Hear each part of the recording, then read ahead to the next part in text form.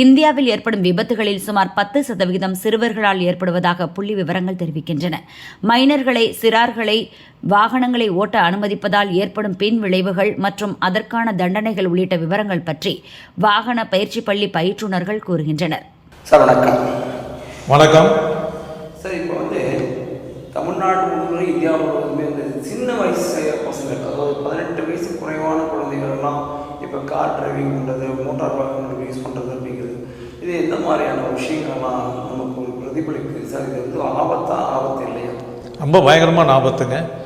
ஏன்னா பெற்றோர்கள் ஒரு குழந்தைகளை பெற்று எடுத்து அதை வாளாக்கி பெரியனாக்கி அவனை நல்ல நிலை கொண்டு போகணுன்னு நினைக்கக்குள்ள அதே பெற்றோர் என்ன பண்ணுறாங்க அப்படின்னா, இந்த குழந்தைகளுக்கு வாகனத்தை கொஞ்சம் கூட போதிப்பு இல்லாதையும் அவங்க பற்றி தெரியாதையும் வாகனத்தை எடுத்து ஓட்டு, இப்போ அப்பாவை கொண்டு போய் விட்டு வா, அம்மாவை கொண்டு போய் விட்டுட்டு வா, இல்லை நீ போய் ரவுண்ட் அடிச்சுட்டு வா, கடைக்கு போய் அதை வாங்கிட்டு வா, இதை வாங்கிட்டு வா அப்படின்ட்டு ஆரம்பம் முதல்ல இந்த குழந்தைகளை வாகனத்தில் ஈடுபடுத்துடுறாங்க. அது நாளடைவில் என்ன ஆகுதுன்னாக்க, அதுகளே தன்னிச்சையாக வீட்டில் தாய் தப்பம் இல்லாத நேரத்தில், பெற்றோர் இல்லாத நேரத்தில், உறவினர் இல்லாத நேரத்தில் வாகனத்தை எடுத்துக்கிட்டு தன்னிச்சையாக வாகனத்தை எடுத்து ஓட்ட பார்க்குறாங்க.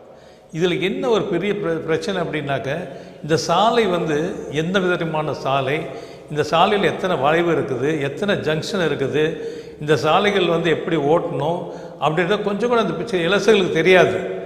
இதே பெற்றோர்கள் அவங்க பாட்டுக்கு உட்கார வச்சுட்டு பில்லியன் ட்ரைவ் பண்ணாலும் கூட அதுகளை பற்றி போதிக்கிறது இல்லை. அவங்க பாட்டுக்கு போகிறாங்க வராங்க. ஆனால் இப்போ அரசாங்கத்தில் என்னவோ அல்லது ஆர்டிஓவில் என்ன சொல்கிறாங்க அப்படின்னா, பிள்ளைகளுக்கும் இது கல்விகளை புகட்டணும், மேல்நாட்டிலலாம் இது ஒரு பாடத்திட்டமாக கொண்டு வந்திருக்காங்க. ஆனால் நம்ம நாட்டில் ஏற்கனவே ஒரு பேட்டியில் நீதியாசர்கள் திரு கிருபாகரன் சார், அப்புறம் குத்தூஸ் அவர்கள் இதை கல்வியாக பிள்ளைகளுக்கு ஊட்டணும், அப்போ தான் அந்த படிப்பிலிருந்து கொண்டு வந்தால் அந்த பிள்ளைகளுக்கு நல்லதை 3-4 வருஷங்களுக்கு முன்னால் அவர்கள் ஒரு தீர்ப்பில் சொன்னாங்க. ஆனாலும் கூட அது தீர்ப்போடு அது முடிஞ்சு போகுது.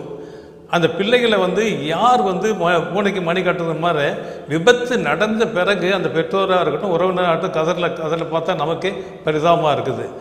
ஏன் நம்ம பண்ணுறோம்? பிள்ளைகளை கடைக்கு அனுப்புறதுலேருந்து அல்லது அவங்கள ஒரு லிஃப்ட்டு கொடுத்துருப்பா, பாட்டியை கொண்டு போய் விட்டுட்டு வா, அம்மாவை கொண்டு போய் விட்டு வா, அல்லது உங்கள் உறவினர்களை கொண்டு போய் விட்டுட்டு வான்ட்டு ஏன் அவங்க அந்த ரோட்டில் ரோட் மார்க்கிங் இருக்குது, சைன் போர்டு இருக்குது, இதை பற்றியெல்லாம் அதுக்கு தெரியாது. ஓவர்டேக் பண்ணுறது எப்படின்னு தெரியாது. ஓவர்டேக்குன்னு என்ன தெரியாது, வண்டி எப்படி கடக்கிறது, எப்படி முந்துறது, இது ரெண்டும் வித்தியாசம் இருக்குது. கடக்கிறதுக்கும் முந்துறதுக்கும் ரொம்ப வித்தியாசம் இருக்குது. எந்த பக்கம் கடக்க வைக்கிறது, எந்த பக்கம், இது ரூல்ஸில் நம்ம பார்க்குறோம், பெரியவங்களை நம்ம சொல்லிக் கொடுக்குறோம். ஆனால் இன்றைக்கி ஓட்டக்கூடிய பெரியவர்கள் எத்தனை பேர் ட்ரைனிங் எடுத்துருக்குறாங்க, சரியான பள்ளிக்கூடத்தில் போய் எடுத்திருக்காங்களா? அவங்க வராங்க, ஒரு எல்எல்ஆர் போட்டு கொடுன்றாங்க, எல்எல்ஆர் முடிகிற நேரத்தில் வராங்க, எனக்கு ஒரு லைசன்ஸ் போட்டு கொடுன்றாங்க. அதுக்கடையில் சாலை விதிகளை பற்றி ஒன்றும் தெரியுதில்லை, சாலைகளை பற்றி அவங்களுக்கு எந்த விவரமும் சொல்கிறது இல்லை. ஆனால் நல்ல பள்ளிக்கூடத்தில் ஜிடி மாதிரி எங்களுடைய பள்ளிக்கூடத்தில் ஆரம்பம் முதலே அவங்களுக்கு முறையான கல்வி கொடுக்குறோம்.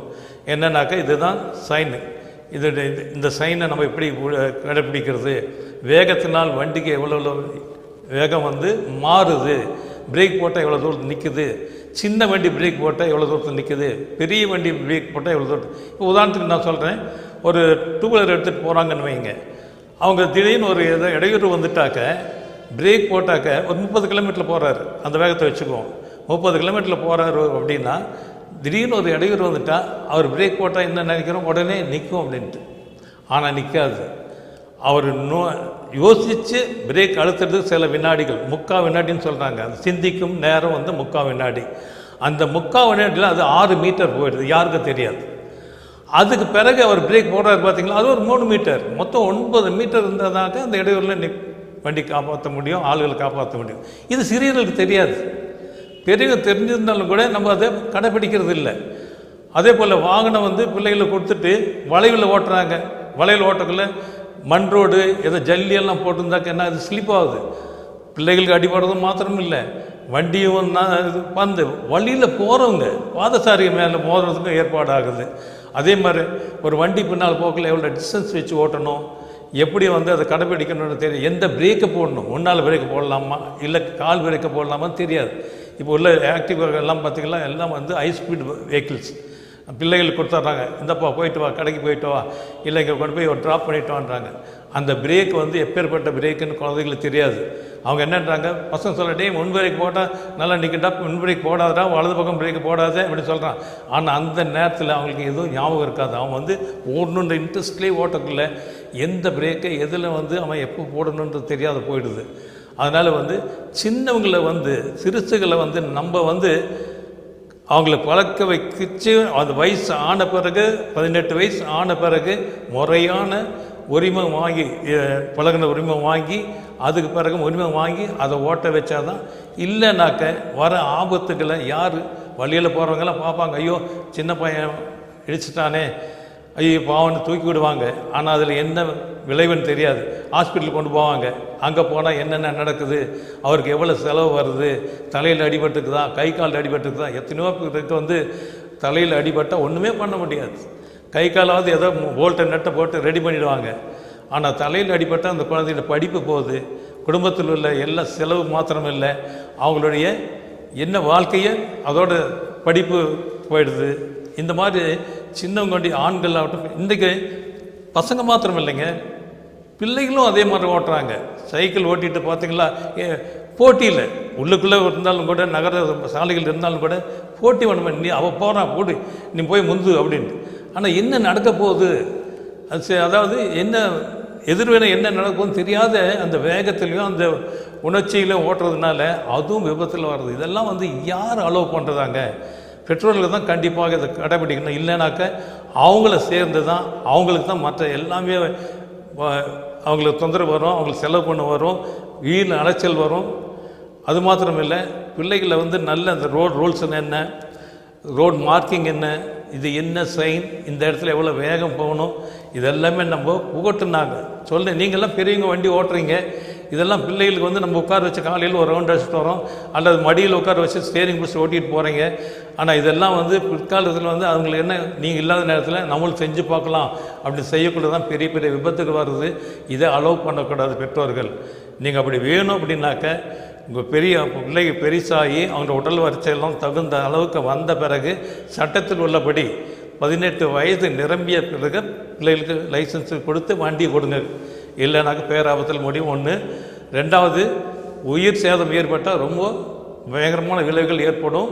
இதெல்லாம் வந்து நம்ம அலைச்சல் மாத்திரமில்லை, ஒரு உயிர் வீணால் போயிட்டாக்க எல்லா குடும்பத்துக்கும் அது அலைச்சல், அது மனவேதனை. இதெல்லாம் இல்லாதபடி வாகனம் ஓட்டணுன்னாக்க முறைப்படி பிள்ளைகளை வந்து வண்டி கொடுக்காது இந்த வயசுலேருந்து நீங்கள் கட்டுப்படுத்தினீங்களா தான் உங்கள் கட்டுப்பாட்டுக்குள்ள பிள்ளைங்க வருவாங்க, உங்கள் குடும்பத்துக்கு நல்லது. நீங்கள் வந்து பிற்காலத்தில் எந்த டென்ஷனும் இல்லாத எல்லாத்தையும் வளர்த்துறதுக்கும் அவங்க இந்த பிள்ளைங்க வந்து அவங்களுடைய பிள்ளைகளை வளர்த்துக்கொள்ளவும் அந்த கண்டிப்போடு வளர்த்துவாங்கன்னு சொல்கிறேன். இதுதான் இது வந்து எல்லோரும் கடைபிடிச்சா ஒரு விபத்து இல்லாத ஒரு சமுதாயம் கோவையில் நடக்குன்ட்டு நாங்கள் நம்பி இதை உங்களுக்கு தெளிவுபடுத்துகிறோம். இல்லை, அவங்களுடைய உடல் வளர்ச்சி இருக்குது இல்லைங்களா. இப்போ நம்ம சார் சொன்ன மாதிரி உடல் வளர்ச்சி வந்து 6 வயசுலேருந்து 8 வயசுலேருந்து 10 வயசு வரைக்கும் 16 வயசு வரைக்கும் வரக்குள்ள ஓரளவு வளர்ச்சி வருது. ஏன் அரசாங்கத்தில் 18 வயசு வரைக்கும் அதை வச்சுருக்காங்க அப்படின்னாக்க அந்த உடல் வளர்ச்சியும் அவங்களுடைய பார்வைத்திறன், அவங்களுடைய அதாவது எடுக்கக்கூடிய தீர்மானங்கள் அதாவது எதிர்பார்ப்பு திறன், இதெல்லாம் அந்த மூளை வளர்ச்சியில் தான் ஏற்படக்கூடியது. எதிர்பார்ப்பு திறனும் ஜட்ஜ்மெண்ட் அதாவது தீர்மானம் எடுக்கக்கூடிய திறனும் வருது. அப்போ தான் அவங்க வந்து டிரைவிங்கு போனால் தான் அவங்க தன்னிச்சையாக செயல்படுத்த முடியும். இல்லைனாக்க ஏன் நம்ம வந்து பயிற்சி பள்ளியில் ஒரு ஆசிரியை வச்சு செய்கிறோம் அப்படின்னாக்க அந்த நிலை என்னன்னாக்கா அவங்களுக்கு ரொம்ப பழகிற, ஏன் எல்லாத்தையும் பழக தேவையில்லை. இப்போ பெற்றோர் பழகி கொடுக்குறாங்க அப்படின்னாக்க ஒரு பள்ளியில் சிறந்த பள்ளியில் பழகிறதுக்கும் பெற்றோர் பழகி கொடுக்குறதுக்கும் ரொம்ப வித்தியாசம் உண்டு. அதே மாதிரி நண்பர்கள் பழகி கொடுக்குறதுக்கும் ரொம்ப வித்தியாசம் உண்டு. இது முறையான கல்வி நாங்கள் கொடுக்குறோம். இங்கே பேசிக்கில் இருந்து ஆரம்பத்தில் சிமுலேட்டர் கொடுக்குறோம். அது அடுத்தபடியாக வந்து அவங்கள மைதானம் வச்சுருக்குறோம். ஒரு 20-30 ஏக்கராவில் எங்களுக்கு பலதரப்பட்ட சாலைகளை போட்டு அங்கே அமைச்சிருக்கிறோம். அந்த சாலையில் வந்து பேசிக் ட்ரைனிங் கொடுக்குறோம். அதுக்கு பிறகு வந்து அதோடு நிற்கிறது இல்லை. அதுக்கு பிறகு ரூரல் ரோட்ஸில் அவங்கள படிப்படியாக கொண்டு போகிறோம். ரூரல் ரோட்டில் எப்படி ஓட்டணும், எப்படி வந்து ஆன்டிசிபேட் பண்ணணும், எப்படி பிரேக் பண்ணணும், எப்படி ஓவர்டேக் பண்ணணும், எப்படி ஓவர்டேக் கொடுக்கணும், எப்படி ஜட்ஜ்மெண்ட் பண்ணணும், வண்டி எதிரில் வரக்குள்ள எந்த 3-in-1 நம்மளுக்கு 3 வாகனமும் நேர்கோட்டில் சந்திக்கக்கூடாது. இந்த மாதிரி நிறைய பயிற்சிகள் அவங்களுக்கு கொடுக்குறோம். அது மாத்திரம் இல்லை, பிரேக் போட்டால் எவ்வளோ தூரத்தில் நிற்குது. அந்த வண்டி 30 கிலோமீட்டரில் போகக்குள்ள கிட்டத்தட்ட நம்ம உதாரணத்துக்கு என்னன்னாக்கா 30 கிலோமீட்டர் போகக்குள்ள ஒரு 15 மீட்டரில் நிற்கும். அதே 40 கிலோமீட்டரில் போகக்குள்ள 22 மீட்டர், 60 கிலோமீட்டர் வேகத்தில் போகக்குள்ள கிட்டத்தட்ட 44 மீட்டர் தேவைப்படும். அது வேகம் அதிகரிக்க அதிகரிக்க பிரேக்குடைய டிஸ்டன்ஸ் மாறும். ஒன்று. ரெண்டாவது, வண்டியுடைய பாரம். இன்றைக்கி நம்ம காரில் நான் மாத்திரம் ஓட்டிகிட்டு போகிறேன் அப்படின்னா பிரேக் போட்டால் அதோடைய நிலை கரெக்டாக இருக்குன்னு வச்சுக்கோங்க. இப்போ 5 பேர் வண்டியில் ஏற்றிட்டோமா, லோடு ஆகிப்போச்சு வண்டி. ஆனால் நான் காலையில் போட்ட பிரேக்குக்கும் வண்டி லோடான போட்டுக்கும் ஒரு 2 அடி 3 அடி தள்ளி தான் நிற்கும், வாரம் ஏறிட்டேன். இப்போ பஸ்ஸு வந்து பார்த்திங்களா 10 டன் 12 டன் இருக்குது. இப்போ பஸ்ஸை வந்து பிரேக் போட்டாக்க அவருக்கு காலையில் ஒரு லோடு போகிறாருன்னா பிரேக் போட்டால் அவருக்கு கட்டுப்பாட்டுக்குள்ள இருக்கும். அதே அவர் 56% பயணிகள் ஏற்றிட்டு பிரேக் போடக்குள்ள வண்டி பிரேக் பிடிக்காது, தள்ளி நிற்கும், அவர் நினச்சது நடக்காது. இது எல்லாம் அந்த ஓட்டுநருக்கு அந்த அறிவு இருக்கணும். லாரி ஓட்டக்கூடியவர்கள் வாரம் ஏற்றிட்டவர் காலியாக இருக்கக்குள்ளே என்ன ஆகும் அப்படின்னாக்கா ஒரு பிரேக் போட்டால் காலி லாரி உடனே நிற்கும். ஆனால் இப்போ 20 டன்னு 15 டன்னுக்கு மேலே லோடு போட்டுட்டாங்களாக்க அந்த பிரேக் போட்டால் கிட்டத்தட்ட ஒரு 5 மீட்டர் 6 மீட்டர் தள்ளி போகிறதுக்கு. உதாரணத்துக்கு நான் ஒன்றே சொல்கிறேன். இப்போ நரகத்தில் நம்ம வண்டி ஓட்டிகிட்டு போகிறோம், நமக்கு முன்னால் ஒரு 2 வீலர் போகிறாரு. 2 வீலர் ஒரு கீர் வண்டியாக இருக்கட்டும் அல்லது வித்தவுட் கீராக இருக்கட்டும், அவங்க கை எங்கே வச்சுட்டு போவாங்க, ஒன்று ஆக்சிடெண்ட்டில் வச்சுருப்பாங்க, அடுத்த கை பிரேக் விட்டு வச்சுருப்பாங்க வித்தவுட் கீரில். வித் கீரில் என்ன பண்ணியிருப்பாங்க, ஆக்சிடெண்ட் ஒரு கை இருக்கும், பிரேக் பெடல் மேலே கால் இருக்கும். ஒரு இடையூறு நம்ம பின்னால் ஒரு கார் எடுத்துகிட்டு போகிறோன்னு வச்சுக்கோங்க, அந்த கார் பின்னாடியே வந்துக்கிட்டு இருக்குது, நம்ம இடைவெளி வச்சு 30 மீட்டர் இடைவெளின்னு சொல்கிறாங்க, அந்த இடைவெளி வச்சு நான் கார் ஓட்டிகிட்டு போகிறோம். திடீர்னு 2 வீலர் காரு வெயிட்லெஸ் வண்டி, அது கிட்டத்தட்ட 150 கிலோ அந்த இருக்குன்னு வச்சுக்கோம். அந்த பிரேக் போட்டாருனாக்கா 2 வீலர் உடனே பிரேக் பிடிக்கும். ஏன்னாக்கா அவருடைய கை பிரேக் பெடலில் இருக்கும், காலும் பிரேக் பெடலில் இருக்கும். ஆனால் கார் ஓட்டக்கூடியவர் ஆக்சிலேட்டர் பெடல் மீது கால் வச்சுட்டு போகிறார். இந்த ஆக்சிலேட்டர்லேருந்து பிரேக் பெடலுக்கு போகிறதுக்கு எவ்வளோ நேரம் பிடிக்கும்னு நீங்கள் நினைக்கிறீங்க? ஒரு வினாடி பிடிக்குமா? இல்லை, ஒரு நல்ல திறமான ஓட்டுநருக்கு 3/4 வினாடி தான். 3/4 வினாடியில் அவர் என்ன பண்ணுறது, ஆக்சிலேட்டர்லேருந்து கால் எடுத்து வைக்கிறதுக்குள்ளே, அதாவது நினைக்கிற திங்கிங் டிஸ்டன்ஸ்னு சொல்கிறாரு, அவர் திங்க் பண்ணுறதுக்குள்ளே கிட்டத்தட்ட வண்டி ஒரு 2 மீட்டர் 3 மீட்டர் போயிடும். அப்போ அவர் பிரேக் போடுறாரு, 30 கிலோமீட்டரில் பிரேக் போடுறாரு, அவருக்கு தேவையான தூரம் 9 மீட்டர். ஆனால் காருக்கு தேவையான அவர் நினைக்கக்குள்ளவே இது 9 மீட்டர் போயிடும். திரும்பி பிரேக் போடக்குள்ள இன்னொரு 6 மீட்டர் போகும், 15 மீட்டர், 12 மீட்டர், இது 9 மீட்டர், இது 15 மீட்டர். அப்போது முன்னால் பிரேக் போட்ட வண்டியில் இந்த கார் கண்டிப்பாக போய் இடிக்க செய்யும். அதனால தான் நம்ம வேகத்தை இந்த வேகத்தில் போகக்குள்ள இவ்வளோ இடைவெளி வச்சு போங்க, வேகம் அதிகரிக்க அதிகரிக்க இடைவெளியை பின்னாடி கொண்டாங்க அப்படின்ட்டு நம்ம இப்போ எக்ஸ்பிளைன் பண்ணுற பிள்ளைகளுக்கெல்லாம் சொல்லிக் கொடுக்குறோம். இந்த அறிவை நம்ம கற்றுக்கிட்டால் மாத்திரம் பார்த்தாது, நம்ம பிள்ளைகளுக்கும் சொல்லணும், அவங்களும் அதை கடைபிடிச்சா தான் விபத்தில்லாத கோயம்புத்தூர் நம்ம உருவாக்க முடியும். தினமலர் வாயிலாக மக்களுக்கு இது போன்ற ஒரு நற்செய்தியை வழங்குவதில் ஜிடி குழுமத்தின் மூலியமாக வழங்குவதில் நாங்கள் பெருமிதம் கொள்கிறோம். 18 வயதுக்கு கீழ் இருக்கும் சிறுவர்கள் சிறுமிகள் வாகனம் ஓட்டுவது நாம் மிகுந்து காணப்படுகிறோம் சாலைகளில். அதில் ரோடு ஆக்சிடெண்ட்ஸ் அப்படின்னு பார்த்திங்கன்னா 8லேருந்து 10% வரைக்கும் இவங்களோட ஆக்சிடெண்ட்ஸோட ரேஷியோவே நமக்கு ஒரு புள்ளி விவரம் சொல்லுது. சிறுவர்கள் வாகனம் ஓட்டி அது விபத்துக்குள்ளாவது 8லேருந்து 10% வருது.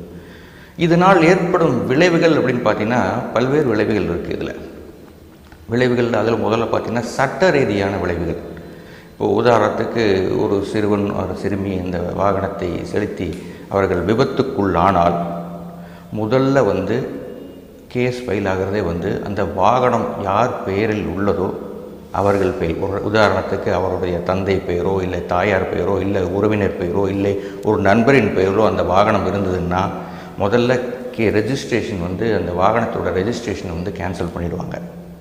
இரண்டாவது, அந்த சிறுவருக்கு 25 வயது முறை அந்த லைசன்ஸை எடுக்கப்படுறதை தடை செஞ்சுருவாங்க. மூன்றாவதுன்னு பார்த்திங்கன்னா இன்சூரன்ஸ். நம்ம இவ்வளவு விபத்தையும் நம்ம சந்தித்து அதுக்கு சரி இன்சூரன்ஸ் மூலிமா வாகனத்தை சரி பண்ணலாம், இல்லை நமக்கு அடிப்பட்டதை சரி பண்ணலாம், இல்லை யாருக்கோ அடிப்பட்டதை வந்து சரி பண்ணலாம் அப்படின்னு நினைக்கும் போது இந்த காம்ப்ரிஹென்சிவ் இன்சூரன்ஸ் அப்படின்னு நம்ம சொல்லுவோம். அதில் வந்து தேர்ட் பார்ட்டியும் சேர்ந்து இருக்கும். அதில் இப்போது இந்த இந்த இந்த ஒரு விபத்தினால் ஏற்படுறது என்னென்னா, சட்ட ரீதியாக இந்த விபத்து இது கிடையாது. இது வந்து சிறுவர்களால் ஏற்படுத்தப்பட்ட ஒரு விபத்து. இது பண்ணும்போது இன்சூரன்ஸ் வந்து நிராகரிக்கப்படும், எல்லா விதத்திலும் நிராகரிக்கப்படும். வாகனத்துக்கும் இன்சூரன்ஸ் கவர் ஆகாது, அடிப்பட்டவங்களுக்கும் இன்சூரன்ஸ் கவர் ஆகாது. இது தவிர இந்த வாகனத்தை யார் கொடுத்துருக்காங்களோ அவங்களுக்கு மேக்சிமம் 3 ஆண்டு காலம் வந்து சிறை தண்டனை கொடுக்கப்படும். இது வந்து சட்டத்தில் வந்து இது வந்து சொல்லியிருக்கு. ஸோ அதனால் 18 வயதுக்கு கீழே இருக்கும் சிறுவர் சிறுமிகள் வாகனம் ஓட்டுவதை தவிர்க்க வேண்டும். இதை வந்து பெற்றோர்கள் வந்து சில இடத்துல ஆதரிக்கிறாங்க. என்னென்னு ஆதரிக்கிறாங்கன்னா, நான் வந்து 18 வயசில் வண்டி ஓட்டினேன், என் பையன் 15 வயசுலேயே வண்டி ஓட்டிட்டான், இது எனக்கு பெருமையாக இருக்குது அப்படின்னு சொல்லி அது வந்து நினைக்கிறாங்க. இந்த மாதிரி ஒரு இதை நீங்கள் பெருமிதம் கொள்ளலாம். ஆனால் அதனால் ஏற்படும் விளைவுகளை பார்த்தீங்கன்னா, நீங்கள் உங்களுக்கு வந்து அது மன ரீதியாக ரொம்ப வந்து நீங்களும் பாதிக்கப்படுவீங்க, அந்த குழந்தையும் பாதிக்கப்படும். நாளைக்கு அந்த குழந்தைக்கு ஏதோ ஒரு ஆக்சிடெண்ட் ஆனதுக்கப்புறம் அவங்களே திருப்பி 18 வயது நிரம்பிய பிறகு அந்த வாகனத்தை எடுத்து ஓட்டும்போது அந்த காட்சி தான் அவங்களுக்கு கண்ணில் வந்து நிற்கும், அது மனசில் வந்து நிற்கும். ஸோ அதனால் நீங்கள் சொல்லிக் கொடுத்தா கூட, எவ்வளோ சொல்லிக் கொடுத்தா கூட சரியான ஒரு பாதையில் அவங்களால போக முடியாது. ஸோ எல்லாத்துக்குமே வந்து சட்டம் வந்து 18 வயது அப்படின்னு சொல்லியிருக்கோம். சில இடத்துல 18 இருக்குது. என்னென்னா ஓட்டுரிமை 18 வயதுக்கு. எதற்காக 18 வயது கொடுத்துருக்கோம்? ஏன் 17 கொடுக்கல? ஏன் 20 கொடுக்கல? 18ங்கிறது எதுக்கு கொடுத்துருக்கோம்? மன ரீதியாக அவங்க வந்து ஒரு ஸ்டபனான ஒரு டெசிஷனை வந்து அவங்க எடுக்கணுங்கிறதுக்காண்டி தான் வந்து அந்த 18 அப்படிங்கிறது கொடுத்துருக்கு. உடல் ரீதியாக பார்த்திங்கன்னா 18 வயது நிரம்பும் போது தான் அவங்களுடைய எலும்புகள்லாம் வலுவடையும். ஸோ வலுவடைஞ்சதுக்கப்புறம் தான் வந்து அவங்களால அந்த ஹேண்டில் பார், பிரேக், வாகனத்தோட 2 சக்கர வாகனத்தை வந்து ஓட்டும்போது அதில் வர வைப்ரேஷனை வந்து தாங்கக்கூடிய சக்தி வந்து அவங்களுக்கு அப்போ தான் பூர்த்தியாக கிடைக்குது. அதே போல் கார் ஓட்டும்போது கூட அந்த ஸ்டேரிங்கோட வைப்ரேஷன், டெசிஷன் மேக்கிங் இஸ் ரொம்ப முக்கியங்க. ஜட்ஜ்மெண்ட்டுங்கிறது ரொம்ப முக்கியம். ஒரு உதாரணத்துக்கு குறுக்க ஒரு வண்டி வருது, இல்லை ஒரு மனிதர் வந்துட்டார், அதை வந்து அவங்க கண்ட்ரோல் பண்ணணும்னா எதை முதல்ல செய்யணும் அப்படிங்கிறது அவங்களுக்கு தெரியாது. விளையாட்டுத்தனமாக எங்கே அங்கே வேடிக்கை பார்க்குறதுனால தான் வந்து விபத்துக்கள் ஏற்படுது. இது பெரியோர்களாலே நடக்கிறது. ஆனால் சிறுவர்களுக்கு நம்ம இதை சொல்லவே முடியாது. ஏன்னா அவங்க வந்து அவங்களோட காலகட்டம் விளையாட்டு காலகட்டத்தில் இருக்கிறதுனால அவங்களால கண்டிப்பாக வந்து இதை வந்து ஒரு ஜட்ஜ்மெண்ட்டை கரெக்டாக எடுத்து பண்ண முடியாதுங்கிறது தான் அவங்க இந்த கருத்து. இது கண்டிப்பாக வந்து சட்டம் ஸ்ட்ராங்காக தான் இருக்குது. இப்போ நான் முன்னாடி சொன்னது வந்து விபத்து ஏற்பட்டால் மட்டும்தான் இந்த இதுன்னு இல்லை. ஒரு காவலரிடம் வந்து ஒரு சிறுவரோ ஒரு சிறுமியரோ பிடிபட்டாலும் நான் சொன்னது அத்தனையுமே வந்து அவங்களுக்கு அப்ளிகேட் ஆகும். இன்சூரன்ஸும் கொடுக்க மாட்டாங்க, அவங்களுக்கு லைசன்ஸும் நிறுத்தி வைக்கப்படும் 25 வயது வரை. இது வந்து விபத்து ஏற்படுத்தினா மட்டும்தான் கணக்கு கிடையாது. விபத்து ஏற்படுத்தலைனாலும் ஒரு காவலரால் பிடிபடப்பட்டால் கண்டிப்பாக இந்த சட்டம் கண்டிப்பாக இருக்கிறது. சில இடத்தில் வந்து காவலர் இல்லாத இடத்தில் சிறுவர்கள் வாகனம் செலுத்துவதனால் இந்த விளைவுகள் எல்லாம் ஏற்படுகிறது. இல்லை இப்போ இருக்கிற காலகட்டத்தில் வாகனம் வந்து நீங்கள் பார்த்தீங்கன்னா எல்லாமே வந்து ஹை அண்ட் வெஹிக்கிள் தான் வந்து நிறைய வந்துட்டுருக்கு. உதாரணத்துக்கு பார்த்தீங்கன்னா 125 cc தான் மினிமமாகவே இப்போ வந்துடுச்சு. அதுலேருந்து 250 cc 350 cc இதெல்லாம் வந்துடுச்சு. இப்போ சிறுவர்களுக்கு வந்து என்னென்னா அந்த வாகனத்தோட சவுண்டு வந்து அவங்களை அட்ராக்ட் பண்ணுறதுனால எனக்கு அந்த வண்டி ஓட்டணும் அப்படிங்கிற ஒரு ஆர்வம் வந்து அவங்களுக்கு வருது. அதை வந்து நம்ம வந்து பெற்றோர்களாக நம்ம வந்து அதை வந்து கட்டுப்படுத்தணும். வாகனம் 18 வயதுக்கு அப்புறம் அப்போ தான் ஓட்டணும் அப்படிங்கிறத நம்ம முதல்ல போதிக்கணும். 18 வயது நிரம்பிய பிறகு முறையான ஒரு பயிற்சி பள்ளியில் சேர்ந்து இதை நம்ம கற்றுக்கணும்னு சொல்லி நம்ம அவங்களுக்கு இன்சிஸ்ட் பண்ணணும். ஒன்று. ரெண்டாவது பார்த்திங்கன்னா 18 வயதுக்கு அப்புறம் இருக்கிறவங்களுக்கு கூட பைக் வாங்குகிறாங்க, 2 லட்ச ரூபா 2.5 லட்ச ரூபா கொடுத்து வாங்குகிறாங்க. ஆனால் ஹெல்மெட் வாங்குறது வந்து ரொம்ப ஒரு சாதாரணமான ஒரு ஹெல்மெட்டை வாங்குகிறாங்க. அதை வாங்கிட்டு அதை டேங்க் மேலே வச்சு விட்றாங்க. இன்றைக்கி இருக்கிற காலகட்டத்தில் முதல் தலைக்கவசம் தான் வந்து எப்பவுமே நமக்கு முதல்ல ஒரு முக்கியமான ஒரு பொருளாக வந்து சொல்லிகிட்ருக்கு.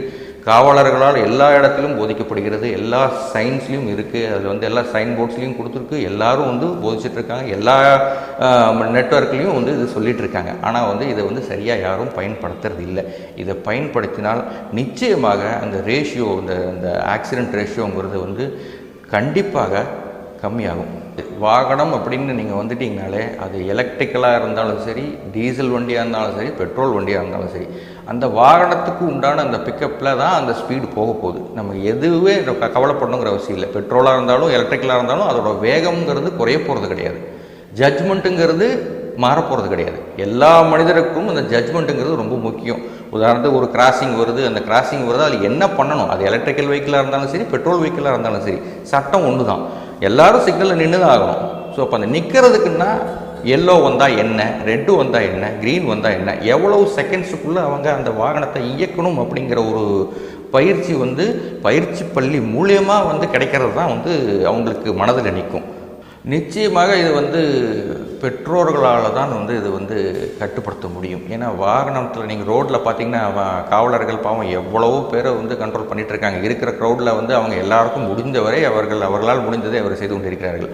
பெற்றோர்களுக்கு தெரியாமல் எடுத்து செல்லும் சிறுவர்களுக்கு பெற்றோர் தான் ஒரு காவலாக நின்று அரணாக நின்று காக்க வேண்டும். சப்போஸ் அவங்க இல்லை வெளியூர் போகிறாங்க அப்படிங்கிற பட்சத்தில் நம்ம குழந்தை இந்த வண்டி எடுத்து ஓட்டிடக்கூடாதுங்கிறது ஒரு முற்போக்காக அவங்க யோசித்து அவங்க செயல்படணும்.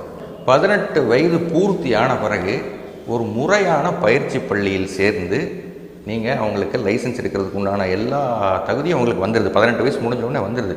முறையான ஒரு பயிற்சி பள்ளியில் சேர்ந்து 15 நாள் இல்லை 20 நாள் அவங்கள ஃபுல்லாக ட்ரெயின் பண்ண பிறகு தான் எல்எல்ஆர்லேருந்து அவங்களுக்கு லைசன்ஸ் கொடுக்கப்படும். ஸோ தாராளமாக அவங்க ஆசைப்படுறதுல தப்பே கிடையாது. கண்டிப்பாக வண்டி ஓட்டணும். எப்போ ஓட்டணும்? 18 வயது முடிந்த பிறகு முறையாக எல்எல்ஆர் எடுத்த பிறகு தான் நீங்கள் அந்த வாகனத்தை தொடவே செய்யணும். எதற்காக அந்த 18 அப்படிங்கிறோன்னு சொல்கிறோம்னா, எலும்புகள் வலுவடையும் ஸ்டேஜ் 18 வயது பூர்த்தியான பிறகு. நீங்கள் ஒரு சின்ன சின்ன பசங்கள்லாம் பார்ப்பீங்க, நல்லா வெயிட்டாக இருப்பாங்க. அவங்களுக்கெல்லாம் தசை தான் அவங்களுக்கு இருக்குமோ தவிர எலும்புகளோட வலு அந்த வயதுக்கு என்னவோ அதுதான் நிறைந்திருக்கும் அவர்களுக்கு. ஸோ உதாரணத்துக்கு அவங்க கீழே விழுகிறாங்கன்னா அவங்களுக்கு எலும்பு உடையக்கூடிய ஒரு சாத்தியக்கூறு ரொம்ப ஜாஸ்தியாக தான் இருக்கும். 18 வயது முடிந்ததுக்கப்புறம் பார்த்திங்கன்னா அந்த எலும்போட வலு நல்லா ஆயிருக்குங்கிறதுனால தான் 18ங்கிறது அரசாங்கம் நிர்ணயிக்கப்பட்டிருக்கு. உதாரணத்துக்கு ஒரு 175 சிசி பைக்கு நீங்கள் வாங்குறீங்க, ஒருத்தரோட எடை 130 கிலோ இருக்குது, இல்லை 150 கிலோ இருக்குது. அவரால் தாராளமாக அந்த வண்டி போகுது. அந்த வண்டி ஓட்டும் போதும் நார்மலாக ஒரு 60 கிலோ இருக்கிற ஒரு மனிதர் ஓட்டும் போதும் அவர் ஓட்டும் போதும் ஒரே விதமான ஒரு இதுதான் கொடுக்குதோ தவிர, ஏன்னா அந்த வண்டிக்குன்னு உண்டான ஒரு கெப்பாசிட்டி இருக்குது இல்லைங்களா, கியூபிக் கெப்பாசிட்டின்னு சொல்கிறோம், அதை அது காட்டத்தான் செய்யும். ஏன்னா அந்த வாகனத்திலேயே நீங்கள் பார்த்தீங்கன்னா இவ்வளோ வெயிட், கர்ப் வெயிட் அப்படின்னு போட்டிருப்பாங்க. 120 கிலோ 130 கிலோ அப்படிங்கிற ஒரு கர்ப் வெயிட் போட்டிருப்பாங்க. அதுதான் உட்காரணும், 2 பேர் உட்காரணும் அப்படின்னு சொல்கிறாங்க. 2 பேரோட ஆவரேஜ் வெயிட் அப்படின்னு பார்த்தீங்கன்னா ஒரு 150 கிலோ அப்படின்னு வருது. அப்போ ஒரு மனிதரே 150 கிலோ இருக்கிறனால ஒன்றும் பெருசாக டிஃப்ரென்ஸ் இருக்க போகிறது கிடையாது. இப்போ குழந்தைகள் என்ன வேணுமோ, அவங்களுக்கு என்ன கவருகிறதோ அதை மட்டும்தான் அவங்க பார்ப்பாங்க. உதாரணத்துக்கு இந்த சைன் போர்ட்ஸ்லாம் நம்ம இங்கே வச்சுருக்கோம். அந்த சைன் போர்ட்ஸ்லாம் பார்த்திங்கன்னா அவங்களுக்கு என்னென்னே தெரியாது. அதில் 18 வயது கீழே இருக்கிறவங்களுக்கு அந்த சைன் போர்டு பார்க்கும்போது இது குறுகிய பாலம் அப்படின்னு போட்டிருக்கும். அது அவங்க என்ன பண்ணியிருப்பாங்க, ஏதோ ஒரு லைன் போட்டிருக்காங்க, ஒரு ஸ்கொயர் மாதிரி போட்டு ஒரு லைன் போட்டிருக்காங்கிற ஒரு அறிவு தான் அவங்களுக்கு இருக்கும். அதனால தான் 18 வயது முடியும் போது அவர்களுக்கு இந்த டெசிஷன் மேக்கிங், சுயமாக ஒரு முடிவு எடுக்கிற ஒரு தகுதி 18 வயது முடியும் போது தான் அவங்களுக்கு வரும். முறையான ஒரு பயிற்சி பள்ளியில் அவங்க சேர்ந்து கற்றுக்கும் போது இந்த சைன் போர்ட்ஸ் அத்தனையுமே அவங்களுக்கு பயிற்சியில் சொல்லிக் கொடுக்கப்படும். இந்த 15 நாள் ட்ரைனிங்கில் ஃபுல் ஃப்ளெஜ்டாக அவங்களுக்கு அந்த ட்ரைனிங் கொடுக்கப்படுறதுனால அவங்க வேறு எங்கேயாவது நீங்கள் சொல்கிற மாதிரி ஒரு சமூக இடத்துல எங்கேயோ போகிறாங்க, ஒரு கோவிலுக்கு போகிறாங்க, போகும்போது அந்த போர்டு அவங்களுக்கு ஆட்டோமேட்டிக்காக அவங்க பார்ப்பாங்க, இதைத்தான் நம்ம அங்கே கற்றுக்கிட்டோம் அப்படிங்கிற ஒரு அறிவு அவங்களுக்கு அங்கே இழுத்து செல்லுவதை. அதனால தான் ஏன் நம்ம பயிற்சி ஸ்கூலில் போய் ஸ்கூலில் சேர்த்து இவ்வளோ காசு கட்டி ஸ்கூலில் சேர்த்து பசங்களை படிக்க வைக்கிறோம். நம்ம படித்தவங்க தான், நம்மளை வீட்டிலே சொல்லிக் கொடுக்கலாமே, ஏன் நம்ம ஸ்கூலுக்கு கூட்டிகிட்டு போய் அவங்கள படிக்க வைக்கிறோம்? அதே மாதிரி தான் இதுவும். நம்மளாலையும் வண்டி ஓட்ட முடியும், ஆனால் நம்ம சொல்லிக் கொடுக்கறது பசங்களுக்கு மைண்டில் போய் நிற்காது. அதை நிற்கணுன்னா முறையான ஒரு இடத்துல முறையான ஒரு ஆசிரியர் மூலியமாக கற்றுக்கிறது மட்டும்தான் அவங்களுக்கு மனசில் நிற்கும். முக்கியமாக பெற்றோர் கையில் இருக்கிறது. அவர்கள்தான் தனது குழந்தைகளை காப்பாற்ற வேண்டும். காவலர்களால் முடிந்தவரை அவர் காப்பாற்றுவார்கள். ஃப்ரெண்ட்ஸ் சர்க்கிளில் அவங்களும் அவங்களோட பெற்றோர்கள் என்ன நல்லது சொல்லித்தராங்களோ அதை கேட்டு தான் ஃப்ரெண்ட்ஸுக்கு நல்லது சொல்லித்தரும். அவரே ஃப்ரெண்டு கூட சேர்ந்து 4 பேர் வண்டியில் போகலான்னு சொல்லும்போது வேண்டாம், இது போகிறது தவறு அப்படிங்கிற ஒரு மனப்பான்மையை முக்கியமாக பெற்றோர்களால் மட்டுமே கொடுக்கப்படும். அவங்கள தான் அதை அவங்கள பார்த்துக்கணும். 18 வயது பூர்த்தியான பிறகு அவங்களுக்கு தன்னிச்சையாக டெசிஷன் எடுக்க விடுங்க. தானாக எல்லாம் முன்னாடி நல்லா வரும்.